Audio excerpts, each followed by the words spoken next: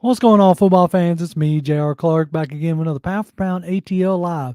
I will be joined live shortly by my co-host Jonathan Holder, who had to deliver some food. You know how that goes. Had to get dinner going.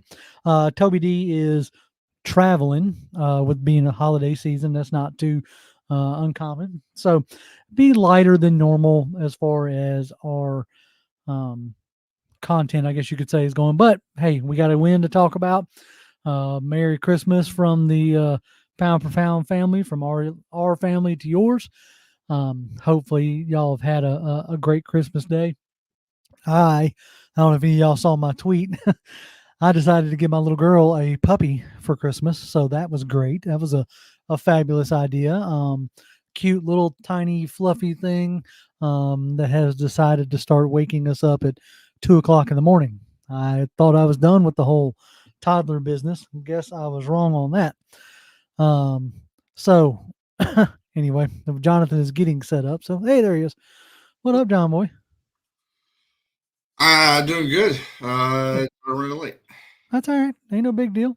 I was just telling the fine folks that I decided to get my daughter a puppy for Christmas, and how that has not been the greatest thing in the world.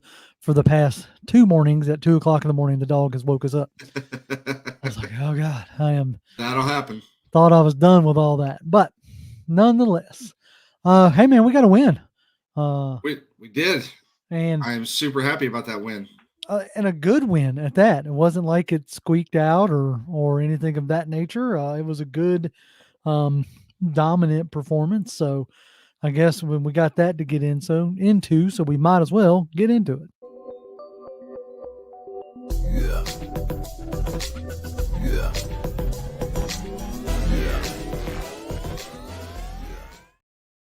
Yeah. Bradley is feeling my pain. He says puppy's on his couch as we speak. Yes, dude, it is crazy to have a little tiny dog running around again. Uh, oh, dude, the unexpected pee or poop has been all over the place. Oh yeah. But it was okay. So here's the deal. We'll get into this, and It's then it's we'll. definitely not his first dog, so I know No, you're no, no, aware no. of when Yeah, I'm that's about gonna to come say up. we got two other dogs, and we got one like really old dog, right? And the deal was like when the old dog kicked the bucket, we would get my daughter a puppy. That was the deal. That's what we were going to go with. But then like I was driving home Thursday evening and from work, and I was like, the old dog could theoretically live another 5 to 7 years. Like theoretically, it's only an 11 or 12-year-old dog. Little dogs, they can live up until like 18 or 20, right? Hmm. And so I thought to myself, I said, man, I called my wife. I said, if we were good parents, I said, we would go ahead and get her a dog now, because, she's 7. And that way she can just grow up with the dog, Hmm. maybe even go off to college with the dog kind of thing. And apparently that's all I needed to say, because by the time I got home, my wife done found a dog, found the breeder, and I was just like, dang, dude, what are you doing in a cave over there? What are you? I like changed some things around, and it may Ah, not be the best thing for me. it's all good. It's all good. So I Um, will revert back. But I thought it would. I've changed some things around in my setup because you're of fine. Christmas. Hey, I went to go turn my ring light on and it died. So, you got the backwards hat look today. Yeah. Well, Um, I'm about to uh, turn this on. See how this goes. yeah, See if that's at least a little bit better. yeah, as long as you keep your big head right over the light, you should be all right. We'll see how it goes. Either way. Christopher says, just started watching you guys back in week 7 on the season, and I've enjoyed the channel. Keep up the great work. Well, thank you. We're glad that you decided to stop in and watch. Wallace says, what's going on, fellas? What's happening, Wallace? Man, just Uh, trying to recover. dude, hello. Wound says, rise up, pound for pound family. Great win on Sunday. My question is, what happens if we win out? I would say if we win out, like especially if it's in a fashion the way we won on Sunday, I would imagine that the coaching staff comes back. I know a lot of people aren't going to want to hear that. They have made up their mind and have decided that like the coaching staff is the problem, that Arthur Smith is the problem, and that he needs to be replaced.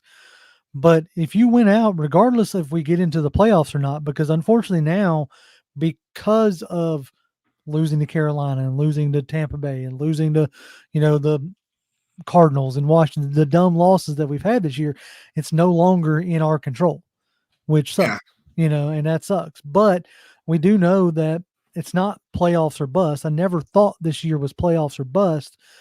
I felt like it was you had to show improvement. You can go back to the early off season, and that's was what I was saying is that we have to show improvement, and there have been brief glimpses, but they hadn't been consistent enough throughout the season.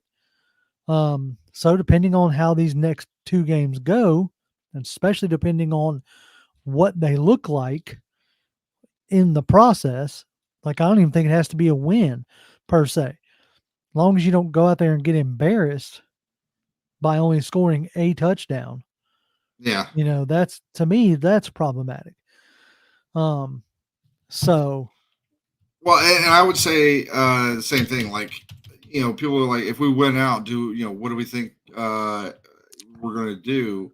Um, and I'm just like, I don't even think we need to win out. I think that if they play, if they do win out, for sure they're coming back. oh There's yeah, no ifs, yeah, ands. It doesn't matter what happens in the division. Doesn't matter what happens in any particular playoff games we're in or not. They went out. Because the biggest difference. Somebody's going to be like, well, Brandon Staley. Well, the biggest problem there was Brandon Staley, for one, has what many people consider to be a franchise quarterback, and you're getting very little of that. The amount of talent they have on defense is staggering, and for as bad as that defense is playing, for one, and two, like literally, what, like a week before their crazy loss to the Raiders, the coach was asked, like, do you think you've lost the locker room? Do they start? Is the message still getting through? He's like, no, I think the locker room's fine. Because if it wasn't, we'd be getting blown out. We'd be getting we'd be getting our asses kicked, and then they proceed to go into or good. go play against Las Vegas and just get smeared, and then he's fired. Yep. The thing that I will say, regardless of what anybody out there thinks, regardless of what we think, uh, the players and the whatever culture you want to say he has built up in that locker room and in the organization is strong. Because those players go out there, regardless. Sometimes they don't always look like they're necessarily prepared, or maybe not put in Well, the exact right position. But you could tell there's never any quit. They're always fighting. They're trying to do the best that they can in every given situation. Um, and I think that reflects really well on the coach. Uh, and I think Arthur Blank doesn't want to give up on a situation that looks like we're like just this close to turning the corner. I will say this that like Josh Gillum is like, if we finish 7-10, where's the progress in 3 years? The defense is playing lights out and is still amounted to the same number of wins. There's a part of me that agrees when I say you don't necessarily have to win out or have to make the playoffs. If if you are playing, like I say, I guess where I'm at is if you're not having games like you did against Carolina. That was stupid. That was a game that you should have sleptwalked through that one and won that game. The way your defense was playing, everything else, um, it was a game that you should have won. Okay, so and there's been a handful of other games, so it all comes down to as a fan base, because Nick's thrown it up here. Smith's 21-28 as head coach, and as a fan base, I think we view the first 2 years differently than coaching staffs and front offices, and the owner views it. You were asking them to do a lot with next to nothing the first 2 years. So that's the thing is like you have to honestly answer to yourself, how do you view the first 2 years? If you Yep. viewed if you view the first 2 years as, oh, you should have been, winning or whatever, then yes, by year three, you should be having a better showing than what you're having. I've laid it out in shows past where, you know, the first 3 years of a head coach's tenure, if you're not winning double digit games by 3 years, the history doesn't like bode well, for that head coach. Um, but now I'd have to go dig in further in a modern football era. How many of those coaches also had like staggering uh cap, hit, staggering number of not being able to maneuver and do what you want to do free agent wise. I don't know, right? Um, Well, because a lot, if you think about it, a lot of those places that end up with firing their head coaches after 3 years, when that coach comes in, like they have like 50, 60, $70 million to play with, then kind of reshape the team to right. what they want it to be. And he didn't have that luxury when he first got here. Some I people won't. call it an excuse or whatever. So Right. You can say what you want. Like, okay, Josh is like, the Lions are a perfect example. Last year we saw flashes that they finished really strong down the stretch. This year they win the division with 2 games left. What's stopping us from doing? Okay, the biggest difference, and I'm not arguing with you in a sense, like the biggest difference between us and the Lions right now is they made a move to go out and get a first round caliber QB. mhm. And whether you thought Jared Goff was worth it or not, he was a first round talent. He had helped take the Rams to a Super Bowl, all this other jazz. They had moved off of Matt Stafford and they made a move to get Goff. Okay. That's one of the bigger differences. We moved Matt Ryan, the shell of, Matt Ryan. And since then we have been tending to the other parts of the team, which the front office staff has said as much. Hey, yes, we're going to give like basically Ritter's our guy this year, going to give him a shot. And I'd have to dig way back in, but somebody said something about like they kept bringing in the KC model, kept bringing up the KC model, right? As in building the team and then dropping a QB in. Mhm. So we'll see how that works out. Because as Fred Butts put out, as much as he doesn't like Arthur Smith, he's never had what he's calling an elite quarterback. I'm willing to give him one more year. That's the thing is like, you know, you can say, oh, well, he handpicked Heinicke, Mariota, and Ritter. But if you go to I'll give you this analogy, and then we're going to move into ballers and fallers, and then we'll get back into this.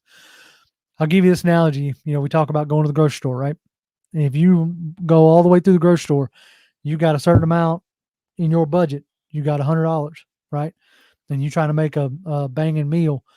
You want to make sure everything else is great. This is your approach. Everybody's got a different approach. They get all the, they went out, got all the sides, all the fixings, everything else. When they got time to go get the main dish, they didn't have enough left over initially. So we got all the sides and stuff, and we're gonna wait till we get paid to get, the main dish. I'm not trying to make excuses. I'm trying to paint a picture Yeah. because at the end of the day, what can you expect them to do with a, you know, Desmond Ritter, with a Mariota, and with a Taylor Heinicke? Because those guys have a certain ceiling. I was really hoping that Ritter could get past that because it would have been a great answer if Ritter could have been the guy, you know. Um, so that's my point there is, but the question is like for most fans, they're not going to want to let Arthur Smith have another crack at a QB because for them that's 4 QBs in 3 years. Mhm. It's already 4 QBs in 3 years. I mean, So you were going to be getting rid of Matt Ryan after year one, regardless. see, I I don't think. know. I don't know because I almost part of me feels like that they were hoping to get 2 or 3 years out of Ryan. And when, they didn't, and then whoever's decision it was, whether it was Blank, whether it was Fontenot, whether it was Smith, McKay, whoever, when they went chasing or got into the Deshaun Watson mix, I was gonna say however, waterfalls. You're like when they went chasing. I was gonna be like, waterfalls. when They when shouldn't. The song tells us we shouldn't right, go don't chasing. go chasing waterfalls, right? But when they went down that road, and that I think that pushed him into that QB carousel a little quicker than they wanted to. So we'll see. All right, let's get into ballers and fallers, and then we'll get back into our talking about the game and everything else. All right. So we're going to start with Willie Doc as we tend to do because he is our mainstay. We appreciate that greatly, Willie. Willie. He's in chat now, but he hit this up before it even started because he wasn't 100% sure. He says ballers Ryan Nielsen and the entire defense. Fallers Van Jefferson. Give those reps to Hodge. Honorable mentions Ebiketie and side eye glance to Heinicke. Questionable decision making at times. Now I put forth my ballers and followers with the fun graphics, but as I didn't message you like I should have, I was like, oh crap, I need to do this. Anyway, who is your baller, Jonathan? And I will show you mine. My baller is that stupid. No, I was trying to think of some way to do a joke about how I did it last week, but nothing came to mind. So my baller is I would like looking at that game. I would give it to um I would give it probably to Zach Harrison. Guy got his second sack in as many weeks. Over the last 3 weeks, he's been much more apparent. He played in the games before that, Yeah. but like you had to really kind of not that he was playing bad. It's just you really had to like, is he in on this play? Right. Okay, let's see how he does. What a bad move or whatever. This game, he's like the last few games, he's really stood out as a guy. Mm-hmm. And so yeah, seeing him get his second sack, and I saw a comment on Twitter. Somebody was like, "Yeah, this guy's been so close for so many weeks, and then like, he gets second sack in 2 weeks that he basically just like fell on a tripped guy." Uh, it's like, but that's how it works. You work hard. You may have like the perfect move, and the quarterback just slips right out of your grasp, and then but if you keep working those lucky ones where you happen to be in the right place at the right time in the right situation, those are going to happen to you more often than not. And so I give him kudos for that. Yep, that's who I went with. Zach Harrison, rookie, three sacks. He's a half a sack away from his collegiate, best in a year. He was a three and a half. I thought it was sack two guy. sacks. No, well, unless the Pro Football Reference version of the college got it wrong, which is possible. They had him credited for 3.5 sacks last year. No, So, I'm saying I thought he only had the 2 this year. No, he's got 3 so far. Okay. Yep. So he's 1 sack away from like having a career year, which is great for a rookie, right? Nice. You're coming into the league and you're ascending. That is a well looked for, type deal. That's a good problem. Not even a problem. That's good to have. You can absolutely see the Calais Campbell influence. Yes. Because he's using his length really well in like getting off of the blockers, like when the quarterback or the running back or whoever kind of tries to go around him. He's using that length really well, both in the run game and against the pass game. So. Right. I was trying to find the comment. Somebody had said something about Calais Campbell. MJ. He says, we need to hope Calais comes back next year. He said Bud Dupree too. I definitely would like, part of me feels like the reason why defense is having the success that it's having is because it has the more veteran guys on it. From Calais to Bud to, Onyemata and Ellis and Jesse Bates. Those guys are coming in and they have, experience. So I'm really, excited to see. Like, I would love for some of those guys to come back next year to continue to bring some growth along to these younger guys. I am super duper happy that we know for a fact that Onyemata will be back next year because that Yeah. dude, I was Oh so yeah. I didn't think he was going to play this weekend. Oh yeah. So When they announced that he was active, I was stoked for that because he has been like one of the him, unsung beasts on this line. him and Um, Bud Dupree, right. like I didn't think either one of them were playing, and then I saw them both. I'm like, oh, hey, that's awesome. Right. Yep. All right. Who's your father, John? Whoo, Because this was a I, tough one for me. Like, yeah, I think Willie Doc's Van Jefferson is a pretty good one. Um, if you wanted to really single out somebody, I singled out somebody, but it's not like overly damning. so I mean, I don't really know who the I really don't have a bad thing to say about just about anybody. I think I caught a glimpse of yours, so I can see why you would go that route. It's surface level at best. Like, I sat there and Yeah, thought about it. Like, it's not like I thought he had a bad game. So I'll go ahead and yeah, put mine up there. I put Taylor Heinicke, and it's not that I think he had a bad game, yeah, but when we're trying, one of the things that we need to do in the next like 2 games is cross that 30-point mark, yeah, because I don't want this to be a year that, like, it's been since the 70s since we've had a game or a year where we didn't score at least 30 points one time in a game or in a year. But now And I'll say this: if we score 29 points every game the rest of the year, then we're the likelihood is that we've won the last 2 games of the year. I'm not griping about 29 Because points over 30. but I'm just saying, like, to me, yes, would I like to get to 30 because it's hey we were able to get past 30 points, like what that was our speed barrier. Right. We got our sonic boom out of the way, right? So I would like to do it, but like the way this defense is playing right now, like I don't see either team that we got left to play this year scoring 30 plus on us. So, Right. But I put Heineke on there because mainly it was all, obviously just one play, but he was a tick late on on a handful of throws that could have yeah, made for bigger plays or conversions, kept drives going. But the most egregious one was to me was the Bijan Robinson would have been touchdown. It was a great play call. Like, for all the crap that Arthur has taken, and some most of it rightfully so, these past few weeks, it was a great play call. It was a great design.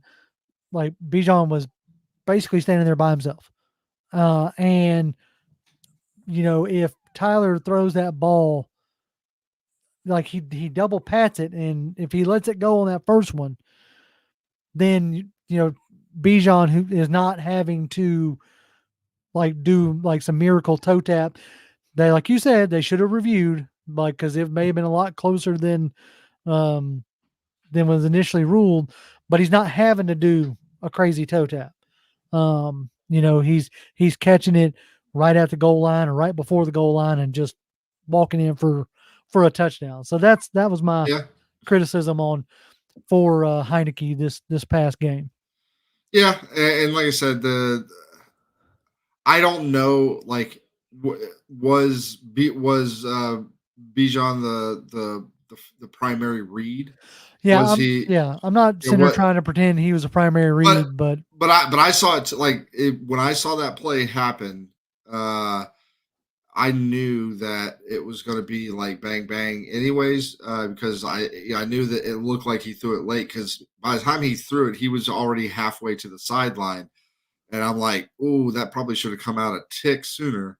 Um, but again, I don't know if that was his primary read or was that a check down and he was like two or three in the progression. I don't know. right. And I'm not, like I said, I'm not going to sit here and try to pretend that I know what the play call was or what have you. I just know that if you're the offense looked better as a whole because if you want to say, oh, it's because it's operating under veteran presence, then that veteran should get through that stuff a little quicker, I guess is what I'm getting at. Um, so, all right, honorable mention time. Yep. And honorable mention, I got Jesse Bates and Bijan Robinson. Jesse Bates with another interception. Absolutely just, dominating again. I think that makes what, 6 on the year Yep. That was number for 6. Bates. And then Bijan with what, 120 or 130 something all-purpose It was yards. 122, I think, 100, Yeah. 123, something like that. It was in the lower 120s. Yeah. But Okay. yeah, overall.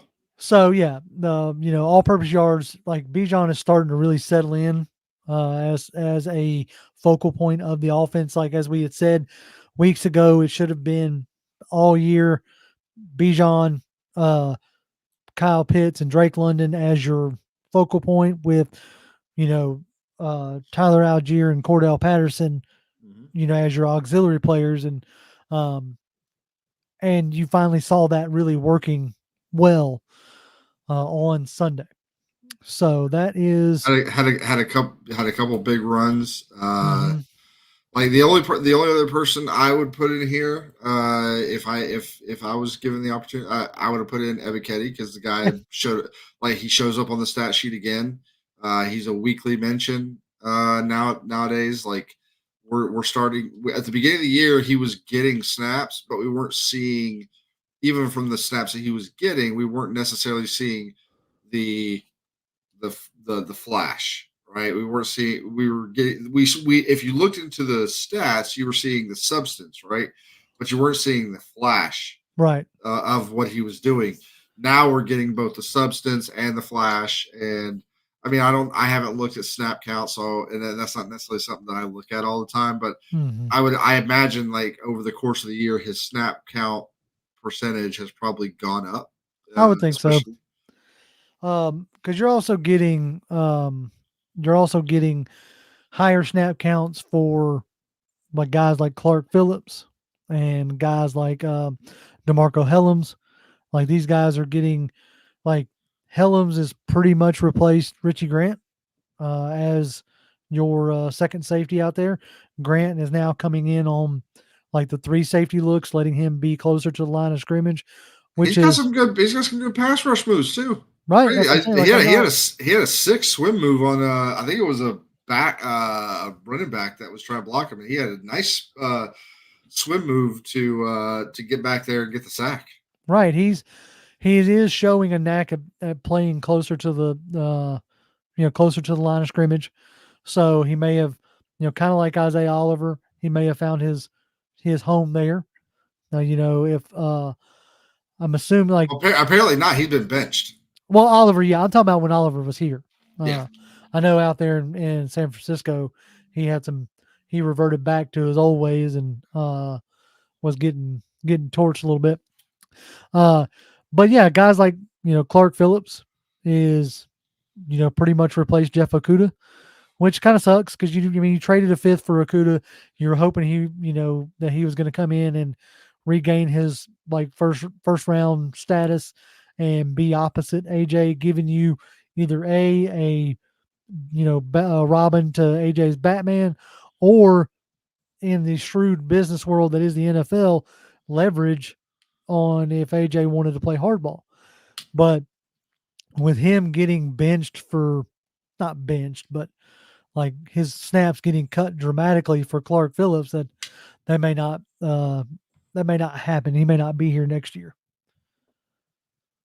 Yeah. I think the Okuda thing was more of a we bring him in. Yeah, it costs us a fifth, but it's a fifth, right? It's not a second or third. It's a fifth. We had multiple fifths to give. So we got rid of 1/5. We brought in Jeff Okuda. He did pay dividends early in the season for on in 2 ways. One, you didn't have to rush out um, Clark Phillips. Mm-hmm. He didn't have to just get put in the fire day one. So he was allowed to develop and what have you. and on top of that, he was just play. He played really well earlier in the season. As the season's gone on, and maybe some of that's down to he did have a little bit of an injury, so maybe since the injury he's kind of fallen off a little bit because of said injury. I don't know, but either way, it has been timed up pretty well so that Clark Phillips has now had the time to develop, get used to the NFL routine. Plus, being a rookie, just like with Bajan, is you know you finished out the season in college, went right into training for the combine, went right into training for your pro days. Then you go right into OTAs. Then you go right into training camp. So like, there's really not a break that they've gotten a true off season. So early in the season, he doesn't play nearly as often.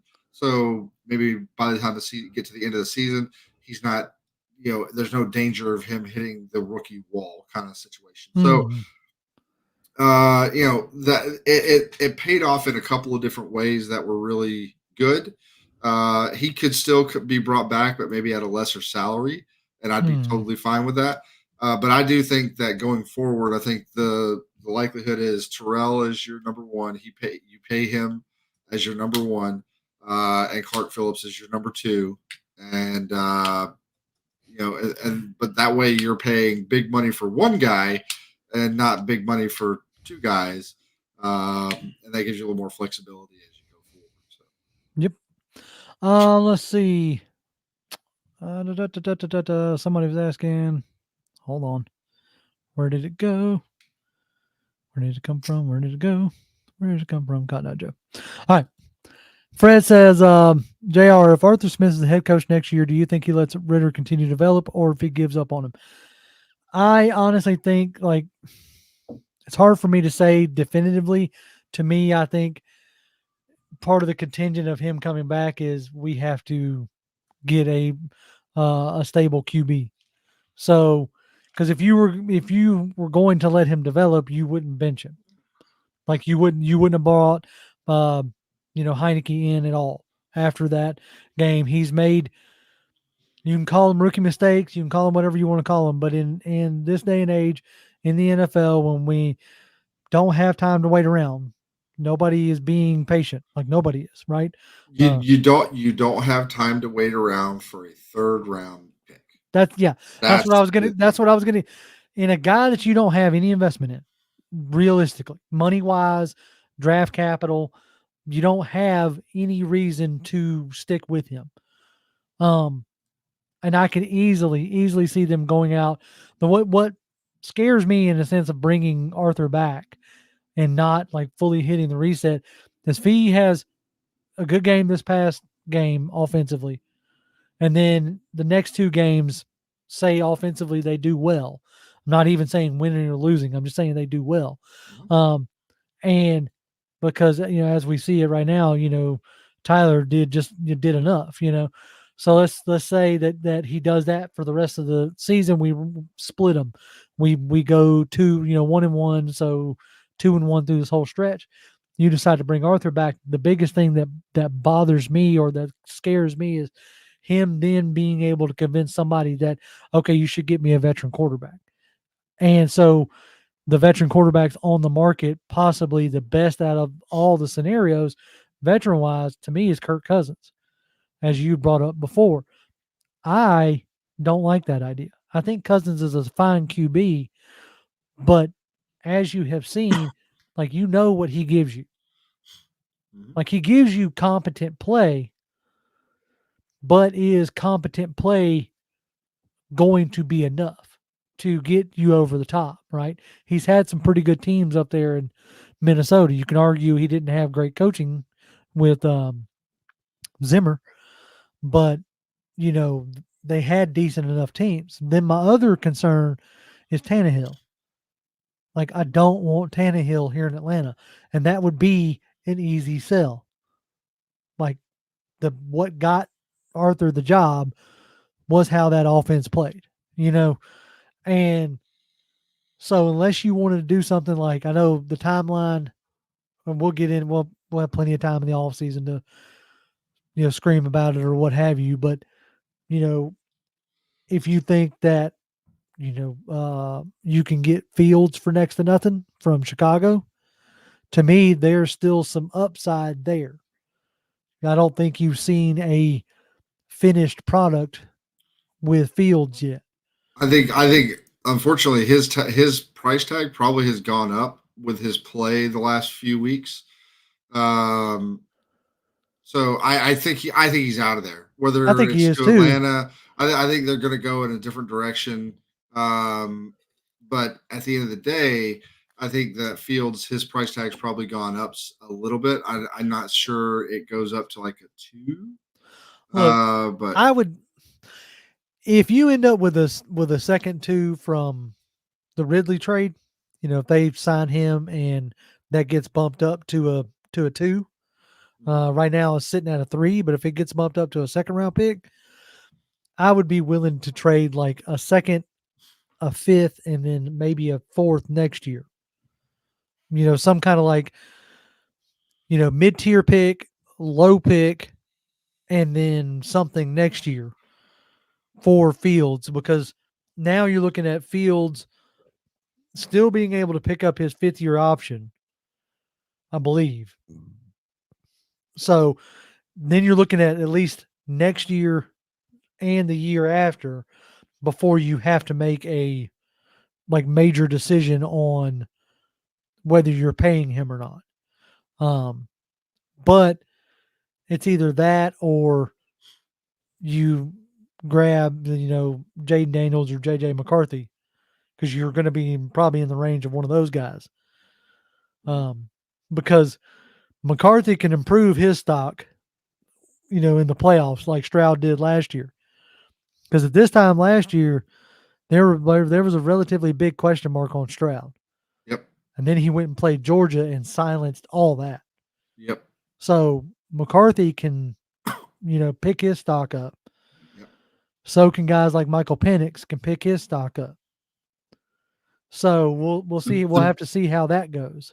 biggest problem for Penix, I think, is going to be his injury history, and then also he's not really a mobile guy. No, he's kind of a statue back there, Yeah, and so like he solves the problem with his arm, not with his legs. yep, And the game is moving towards uh, being able to answer it with both, your arms or your legs. Um, but see, that's the thing is like Fields is going to be like that. This is a pretty good statement there. Just like, no, I don't want Fields. He's got a funny feeling that Arthur's going to go after Tannehill because he was his QB in Tennessee. I think the injury history hopefully will keep them out of the Tannehill deal because he seems to miss some games every year. I think at best Tannehill is brought in as a backup. Well, see, yeah, but I don't like I said. I don't feel like it's here. I feel like Tannehill might be brought in at like in New York or something like that. I can see them if he would be willing to take it. I could see him like us trying to get him on maybe a Taylor Heinicke level deal, Yeah, right. and have him be the backup, kind of like break in case of emergency kind of situation. Yep. Um, But you got to wonder if he's willing to, like, he was willing to right. accept that when he went from Miami to Tennessee, but then he's turned into an average or above average QB up there in his time in Tennessee. So, um, who knows if he's willing to take that step backwards. True Black says, late to the party, but I'm here. Merry Christmas. Merry Christmas to you. Merry Christmas, man. That's right. I hope all y'all had a great Christmas. I really do. Um, Absolutely. we appreciate y'all taking time out of y'all's day and come hang with us. Ghost Pepper says, why would the Bears trade Fields? If it's because he's not good enough for them, why would he be good enough for the Falcons? This is where you get into the business side of it. Now, if they're not 100% sold, because you got to think this GM and this coach is not responsible for bringing Fields in. Okay.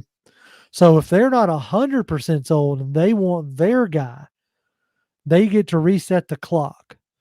And by trading away Fields because they have the number one overall pick because of the Carolina Panthers, you can go and get Caleb Williams. You can go and get Drake May, whichever one you're in love with, and then turn around and potentially pair him with somebody like a Marvin Harrison or whatever high caliber uh, wide receiver or what have you, because they got two high picks, right? So then you ask, why would he be good enough for the Falcons? Okay. I've looked at it and I've tried to be objective as I can be here. All right. Because there's this statement that follows up. If Smith wanted Fields, he would have drafted him. Okay. I've seen that a lot. All right. So let me ramble on about this for a second. When Smith got here 3 years ago, different ball game. You had Matt Ryan in tow. Yep. You felt like maybe you could squeak out a few years with Ryan. You give him an elite weapon such as Kyle Pitts. You were really hoping it was going to be Kyle Pitts and Julio Jones, and then Julio wanted out, and then Calvin wanted out. So, like, you went from having what was going to be this dominant offense to Kyle Pitts. Kyle Pitts. Okay. So, if they could go back and do it again, knowing what they know now, would they have drafted Fields? I can't say no, but I can't say yes. Like, I really feel like if they were like, okay, it's Kyle Pitts or Justin Fields, and if we grab Justin Fields, he can sit for a year to learn behind Matt Ryan, because Matt Ryan's going to want to bounce at the end of the year anyway. Like, that may be a different scenario. Mm-hmm. So when you say, is he, why would he work here? If you look at the way Justin plays the game, especially this year, he seems like a more talented version of what you're asking Ritter to do. Yeah. Deep balls, getting out of the pocket, extending, that kind of stuff. The stuff that you're asking Ritter to do, Fields seems like a better version of that. Right? That's just what I see. That's just my opinion. So if they had it to do all over again, giving all the information that they had, would they have drafted Fields? I can't say that they wouldn't have. I can't say that they would have,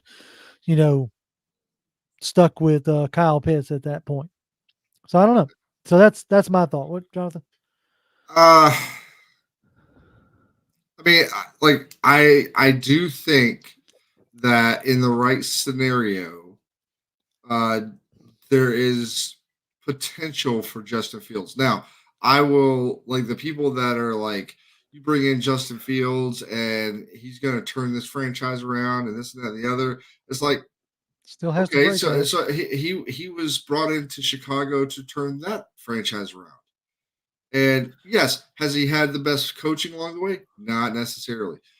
But also, I have seen many times in film where the play is snapped, it goes out, he's got a clean pocket, has guys running wide open, and he never throws the ball, panics, runs around. Like up until maybe the past 2 months of his entire 3 years that he's been in the league so far now, up until the past couple months, he was objectively a worse player than Ritter was.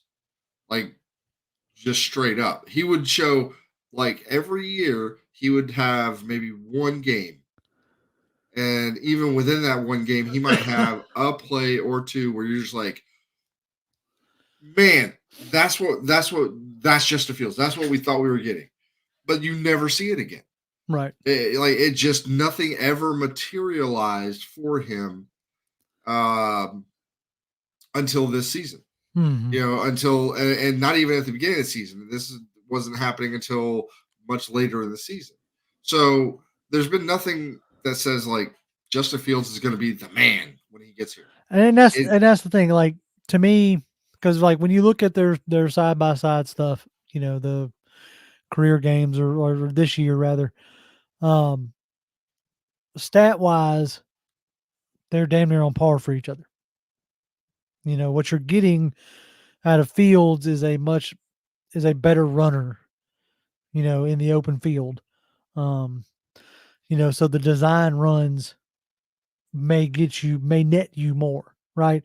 Um, Ritter's had more rushing touchdowns than Fields, but I think he's, you know, had more of those design runs when they got down there. Where Fields has passed for more touchdowns, and he's passed for less. He's had less interceptions. Yeah. Um, and this is like, here's the deal. Like, and I don't blame Huckle at this junction. I know you're not trolling. That's the question, right? Whether it's a veteran rookie, I don't trust Arthur to groom them for success. Not trolling, just being honest. Right. That's where the deal is. Like, where do you, as a fan base, I hate to say it like this, Arthur Smith has a long way to go to regain any kind of trust from the fan base, right? The fan base, especially this year, has really made up their mind that Arthur Smith's a bad play caller and that he's a bum, da da da da. And but here's the thing, like I said on Twitter, if you're going to highlight the bad when you have the opposing team talk about, oh, we know what they were running and da da da da da, and making whatever soundbite there, then you need to bring the same energy when the opposing, team says the stretch game with the play action pass, the screens. Honestly, I felt like they had a good plan today. This was from Colts linebacker Zaire Franklin, who is currently leading the league in tackles and everything right now. And defensive tackle DeForest Buckner echoed the similar sentiments from the way Smith attacked Indianapolis's defense to the schematic curveballs he threw throughout the afternoon. So this is the other team saying schematically the Falcons had a good plan and executed. So I don't know. Well, Like, those are some of the same thoughts that we heard echoed by Calais Campbell, right? Like mhm, when he before he ever stepped on the field, like right after he signed, the one of the things he talked about was like over the years of having to play Tennessee.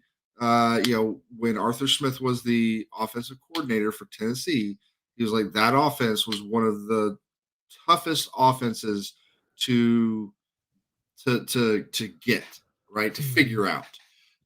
So that's what we've heard. And granted, like if you look over the past couple seasons prior to that, the offense for the most part, in a lot of cases, was never really the problem. It was the defense, like couldn't hold up, couldn't get plays when we needed them in a lot of cases. So the offense held up this year with a rookie quarterback. Um, you know, that is just not working out for whatever reason. Okay. With a rookie quarterback, this things are just not working like they should. Right. So now the offense is more of the issue than it has been the first 2 years. But now we have the defense where if we'd have had this same exact defense with the offense last year, we'd probably win the division. You know, but again, that's neither you here can nor you can there. if and win all day long, right? I Yeah. mean, honestly, like regardless of what you feel like, we should have won the division this year. We had We a still more can. It's going to be we need a lot to go our way, but look. If we Tampa still can. wins, if Tampa wins next week, they've I won know. the division. I, So I know. I know. like Which anyway, for one like probably the one and only time in my life I'm pulling for the Saints to win next week, and then so somehow for the Panthers to beat them in week 18. yeah. True Black says, I don't know whether Arthur Smith's a bad play caller. I just know that he needs to stop running on third and long. He thinks no one will ever see it coming, but everyone sees it. I'll say this, as folks who love to sit here on the couch, me being one of them, like we all feel like we could call better games, like we all do. Yeah. And at the end of the day, I said it earlier, I'll say it again. Like the quickest way to see this team turn around is if Arthur Smith can figure it out. If they can figure out the offense and get it going, then that's the quickest way to get this team back to contention. Because if you clean house, unless somehow you can get, you know, you want to hire Joe Brady as your head coach and convince him to keep Nielsen or whatever, you have to start over again. You have to start over by getting the guys that this new staff wants. And you did that. You know what I'm saying? Uh I don't I don't agree. After his first 10 scripted plays, it appears Arthur Smith has no clue. I don't agree. I just Nope. look, I'm gonna put it like this. As much as everybody says they don't agree, and then or as they don't think he's a good schemer, um most folks just say it and don't really have much to back it up with. I'm in the same boat, I guess you could say. I don't agree. There are times that I see people running wide open. Um, the Bijan, which would have been a touchdown. We were within, the red zone a handful of times in the second half and had to settle for field goals because of penalties or what have you that have derailed the play call. The play calling looks so much different when you have elite players all the way around. Oh, Shanahan's doing it in San Francisco with Brock Purdy. Yes. Brock Purdy has Christian McCaffrey, George Kittle, Brandon Ayuk, Debo Samuel, veteran players who have been immersed in the system for a very long time. And you saw it yesterday in Purdy's 4 interceptions that he threw against Baltimore. Mm-hmm. So when you have good talent, an elite talent, everything looks better. How I has mean, you just look at Sunday in the Falcons game, and I'm not saying he's an elite talent, but he is a talent on the offense, and that is because this is the second time we see it. The first time we saw it, we've probably seen it a couple other times where it didn't quite do this well, but like you throw a little screen pass out to Jonnu on like 3rd and 17 or something like that, and you pick up the first down because he's that kind of guy, and you get him the ball quickly, get him some blockers, and you let him do his thing. That's what they do in San Francisco. yeah, In San he dumps the Francisco, they ball off to Christian McCaffrey, who then is shot does out his like thing. does his thing. So I mean, same thing with Debo. when you look at the spray chart for Heinicke, like yeah, he had one really long pass, but then he had like some that were like 15 yards or 15, 20 yards. But a majority of that stuff was like 10 yards and under, just trying to get guys the ball, let them go do their thing. And that's what we need to do more of, because you do more of that, and then at some point it's going to suck somebody up, and then you're going to get those opportunities for the deep shots. Now you got to hit them for anybody to respect them, but at the end of the day, like the offense, that game against a hot, a Five, red hot, they had red hot lost. team. Yeah, they had lost one game in the past 6 games. They were 5-1 coming into Atlanta. Yeah. So this was like one of the hottest teams in the league, comes into your place, and you absolutely dominate them by doing exactly what we thought was going to happen, which is pass. What we did on Sunday was we passed a lot early on to try to get some, get a lead. We did. And once we came out in the second half, we started pounding them with the run, and we did that to perfection. And that's the kind of game that we play. If we can play that kind of game, we're going to win the majority of the time. Yep. Like I said, we're going to have an off season of one or two things. We're going to have an off season of defending, so to speak, the coaching staff, their decisions, yada yada yada, or we're going to have an off season of digging into a new coaching staff and what they bring. Because we are. No, go ahead. I was going to say, because we are at like a crossroads. Because it's not, you're not wrong, Huckle, as far as like he's never had a 3-year or 3-game winning streak here in Atlanta. You're not wrong. As far as games went, they've done it in Tennessee when he was there.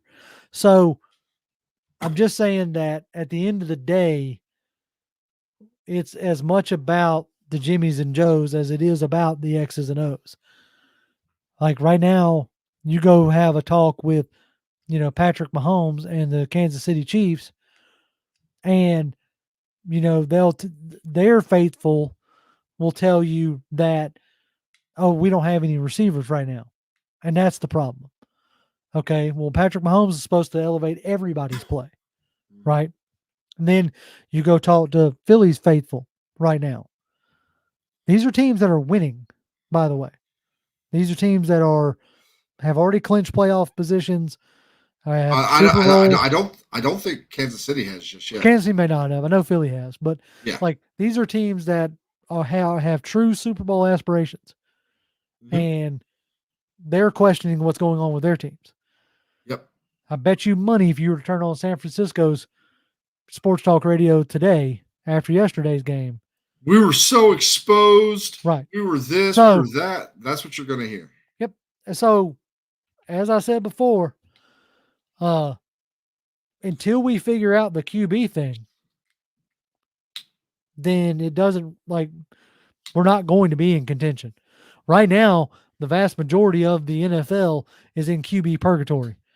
Do you realize that Jake Browning, Tommy DeVito, no, I had a tweet yesterday.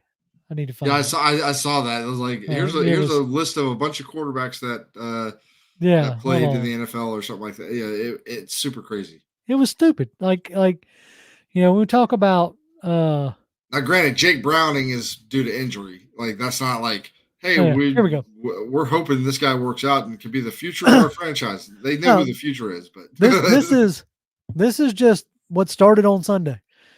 Bailey Zappi, Taylor Heinicke, Trevor Siemian, Jake Browning, Nick Mullen, Jacoby Brissett, who replaced Sam Howell, DeVito, Mason Rudolph, EJ Stick, and Joe Flacco. I mean, like right now, there's a lot of teams that are trying to figure out what they're doing at QB. The only thing I can say is at least here in Atlanta, whether it's Arthur Smith, whether it's another guy down the road, whatever, at least we ain't got a ton of money tied up into the QB position right now. Because if we were staring at Daniel Jones and the money that they just paid him, if you're staring at, Jalen Hurts and the question marks that you might have about him, if you're staring at Derek Carr and the $40-something million a year you're paying him, I would much rather be in the situation we're in.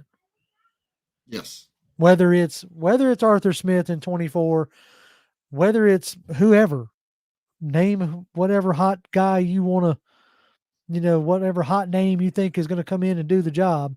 Just know that whatever hot name that you think is going to come in and do the job has probably never been a head coach in the NFL. Yep. And as Huckle pointed out, he wasn't a head coach in Tennessee. It's way different, right? So whoever you think. Neither has Joe Brady. Right. Neither has Ben Johnson. Neither has Slowick. Bobby Neither Slowick. has 90% of the guys that everybody wants because they think that they're going to be so much better. I mean, they might. No clue, bro. Okay? But again, you're not talking about like, oh, let's bring in Bill Belichick. Oh, let's bring in I don't know, Kyle Shanahan somehow if we pry him away from San Francisco. Ain't nobody trying to bring Bill Cowher out of retirement or no. So it's just like I said, at the end of the day, sick of coordinators. That's the only place you get head coaches. Where else you get them from? Right, but okay. So and I get that sentiment. I do because we've that's what we've gone through the last 3 head coaches, right? Before that we had Dan Reeves, and so he had been a bona fide head coach before that, and then we brought in Bobby Petrino. Obviously, that didn't work out, and then we've had a string of coordinators. And the reason why you do that is because everybody at the time was like, I don't want no retread. I don't want a guy who got fired from someplace else. Yeah, come on, bring in Rex Ryan.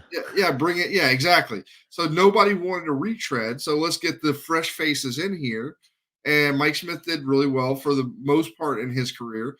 Dan Quinn started out really well, then it kind of fell off. Art has had kind of the opposite of Dan Quinn, where he started off kind of slow, but he had a good reason for it. But he started off kind of slow. My hope is that he's kind of the opposite of Dan Quinn in every single way, and that is start slow, finish strong. you know, And here's the but deal, like but there's no guarantee that any of the guys that we're talking about, Ben Johnson, Joe Brady, uh, even some of the defensive guys, Mike McDonald, whoever, are guys that are going to come in and like make a difference year one. yeah, Could because if you they? want to sit, Possibly. you want to say, oh, well, look at what Ben Johnson did with Jared Goff. Okay, look at what Arthur Smith did with Ryan Tannehill. Yep. Like, if you want to sit here and tell me, oh, look at what Bobby Sloak is doing with C.J. Stroud. Okay, look at what he's done the past few games without C.J. Stroud. Yeah. So is it Bobby Sloak or is it C.J. Stroud? Yeah. Like, that's all I'm trying to get y'all to understand. That's all I'm trying to get y'all to see is if if you think that running Smith out is the answer, then I would implore you to tell me what gives you the confidence. And I'm not even trying to be a smartass here. I have posed this question a handful of times to people I value and people I trust on, Twitter or whatever. What confidence do you have that the guy you want is going to be the guy? And you don't, especially if they've never been a head coach. Oh, well, bring in Bill Belichick. Okay. Have you seen Belichick Without Tom Brady. be able to succeed without a Tom Brady?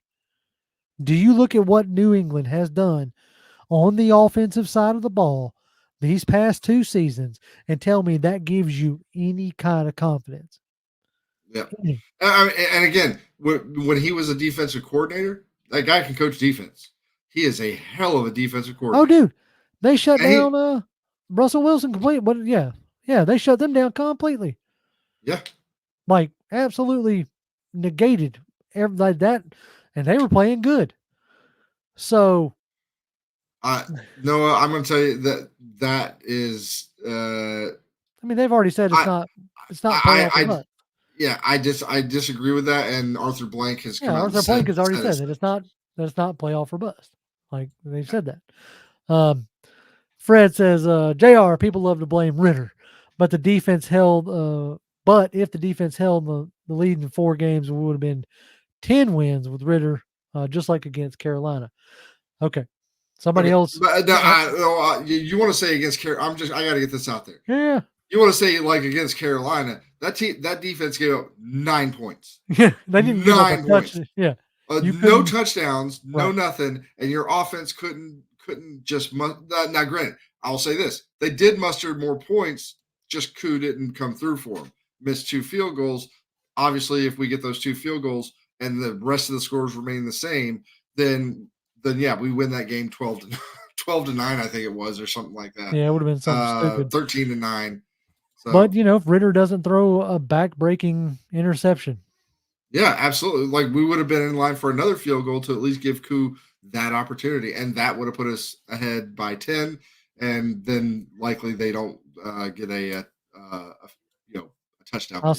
I'll say this: Tomlin's probably fixing to get a contract extension. Yeah. And what gives you the confidence that the DC, even as much as we like Nielsen, can actually run a team? Yeah. That's the point I'm trying to get y'all to. He is to see. just now being a true DC. DC, and Yep. even then he's splitting it with Jerry Gray. Yeah, I mean Like Jerry Gray is very influential yeah. in the decisions. Yeah, so you're saying let's hire the defensive coordinator that is just this year being able to call the plays for the first time, really put together the defense, but also sharing like how that defense is put together with another guy, Jared Gray, who's also on the staff. Yep. So I love Ryan Nielsen, and Oh, yeah. I want to keep him whatever that takes. And I think right now the best way forward to keep him is you keep Arthur Smith. I think if you bring in a new guy, there's a very good chance that Nielsen walks and goes somewhere else because he comes in because he likes, they probably know Fontenot, so they probably have that connection. But like from the day he got here, you could tell like him and Arthur Smith have like they're on the same level. And you take Arthur Smith out of the mix, who's to say he even wants to play coach here anymore if it's not under Arthur Smith? Like I said, for everybody who is in a hurry to run everybody out of town, like it is your opinion on how you view the first 2 years. If you view the first 2 years as he had a legitimate roster to try to win, then yes, I could definitely see how you're ready to move on. You gave him 3 years, so forth. So, as far as Mike Tomlin, which is kind of funny, like this is the same organization that drafted Kenny Pickett in the first round. And Mike Tomlin has yet to develop, be responsible for another QB getting developed. So you sure you can develop a QB? He hung on to Matt Canada for how long? Yep. So I don't know. And Nick says thoughts on Kirby Smart. That man ain't leaving Georgia. Why would he? No. Why would he? Why would he leave UGA? That's like these days asking like, what about Saban? Maybe he wants to get another. Why? Why? Why would he ever leave being king of the hill? I was about to say, literally, that dude is a god in Alabama, and same with Kirby Smart. Right now, he is a god in Athens. Yeah, I mean, the NFL has nothing for you, but has nothing but disappointment at some point because the likelihood is he's really good at coaching college football. The chances of him being able to translate that into the NFL and have success and be able to come anywhere close to the kind of adulation he's going to get at Georgia is so minute. It's such a different beast from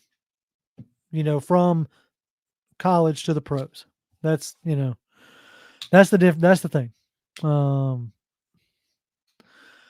right, we are sitting at the point where we're starting to go round and round.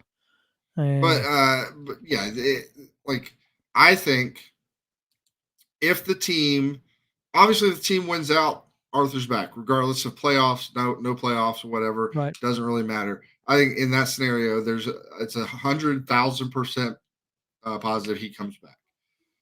If they go 1-1, say they win against the Bears, lose against New Orleans, in New Orleans, okay. If it's a hard fought game, okay. If it's a hard fought game, they play really well, and it comes down to a last second field goal or something like that. Whether it's for us or them, and we miss it or they hit it or something, and we lose that game. I think Arthur Smith is back next year. I think the only way Arthur Smith is not back next year is if we somehow run into a game like Brandon Staley did with the Raiders. I think if you have another game where, like the Carolina game, if you have another game like that, where you can only muster 7 points, and you're barely moving the ball, you're going 3 and out, like that's a problem. That's a major problem. If you're saying, I'm not saying that's not the case. I'm simply saying, unless he is absolutely gets the doors blown off of him, like the team just looks like they just quit on him, like the Chargers did to Staley. Unless you see that, I don't think Arthur Smith gets fired. I think Arthur Smith is back next year because I think they really like how he runs the organization. I think they really like the emotions that are engendered by that he engenders with his players and the kind of attitude that they show. I just really think that they're gonna look at the situation. They're gonna be like, we are this close. Why throw it all away right now? Yep. I honestly think that. That's what I think. We'll see. Anyway, I'm tired of feeding trolls. I'm tired of trying to explain it. Y'all can watch. The vast majority of y'all have developed your own opinions, and there isn't. I hit a point where there isn't anything I could say that is going to change your mind, right? Yeah. I just give my opinion, and that's all. You want all it boils down to. Muster 7 points, okay. Rainy, horrible conditions. You then you throw a back-breaking interception. Your kicker misses a handful of points. It was going to be a nasty game, regardless. Yeah. Just like the Jets game was nasty because of the weather. It And was a this wasn't, nasty. this wasn't just like a misting. No, It was no, coming it was down. nasty. It was a driving rain to a point where tickets were being sold for a quarter because wasn't nobody going. Yeah. So nasty game. That's what it was going to be, and like you only really able to score 7. So Yeah. yeah, and Slick Nuts is like, and the Panthers have a really good defense. Yeah, no, I mean So that is a. I mean, you look back at the previous week against New Orleans. Like that game against New Orleans was tight for a good chunk of that game until the go very end of that game. go look at the go look at the games that they just had with Green Bay. Yeah, You know, they almost beat almost beat them. So hey, I love all y'all, even though we don't always agree. That's the fun of it. yep, Is that we don't agree. Not always. We're going to have a lot of different. What I do hope is that whatever transpires, if Arthur Smith comes back, I hope they add another voice to the room. yes. Somebody else I did see somebody's comment yeah, like bring in a make hey look make Ragone the QB coach yeah, if you feel like maybe there's like something there, make him the QB coach, but I want to bring in somebody that doesn't think exactly the way I do right. I need to somebody give who gives me something else. a different perspective. Yep. I love what Chris says here. Says, hope we play well enough Sunday to come back next Tuesday and do it all over again. Exactly. Dude, that's all. Like at the end of the Yeah. day, that's all I want. I want to win. Everybody's like, oh, you're mucking up draft picks. I don't care about draft picks. I want to win. I want to talk about a winner. Period. Point blank. All right, folks. As always, y'all can follow me on Twitter. I'm at Grimm1128, GRIMM1128. You can follow Toby at TobyD1991. Jonathan. At Jonathan M. Holder, come by, say hi. There it is. As always, Falcons fans, rise up. Rise up.